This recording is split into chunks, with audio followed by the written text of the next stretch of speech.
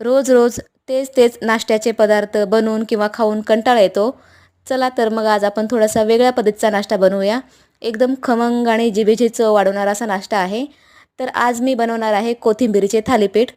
कोथिंबीरीचे थालीपीठ बनवण्यासाठी सर्वात अगोदर कोथिंबीर स्वच्छ धुवून निवडून आपल्याला इथं बारीक चिरून घ्यायची आहे. कारण आता भरपूर प्रमाणात बाजारामध्ये कोथिंबीर मिळते. तसंही आपण कोथिंबीर घरी घेऊन येतो, त्यानंतर तिचा पुरेसा वापर होत नाही आणि मग ती पिवळी पडते. तर इथे कोथिंबीर पिवळी पडू नये त्या अगोदरच इथे मी कोथिंबीरीचे थालीपीठ बनवणार आहे. 2 वाटी ज्वारीचं पीठ घ्यायचं आहे. त्यामध्ये अगदी थोडंसं गव्हाचं आणि थोडंसं बेसन घालायचं. त्यानंतर यामध्ये हिरवी मिरची आणि भरपूर असा लसूण घातलेला ठेचा घालायचा आहे. एक मोठ्या आकाराचा कांदा आहे, तो बारीक चिरून घालायचा आहे. 1 चमचाभर तीळ घालायचे आहेत, 1 चमचाभर ओवा आणि 1 चमचाभर जिरे घालून आपल्याला यामध्ये चवीनुसार मीठ, चमचाभर हळद घालायची आहे. आणि आपण जी कोथिंबीर बारीक चिरून घेतली होती ती यामध्ये घालायची आणि कोरडेच पीठ आपल्याला इथे हातानं सर्व एकजीव करून घ्यायचं आहे.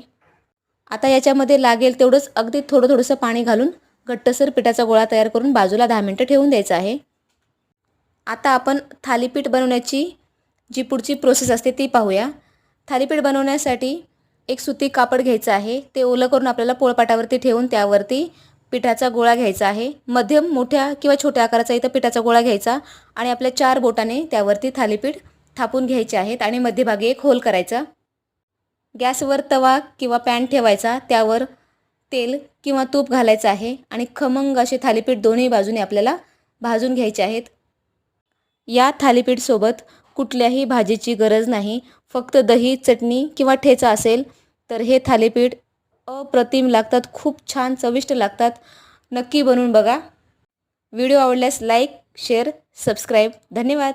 Bye bye.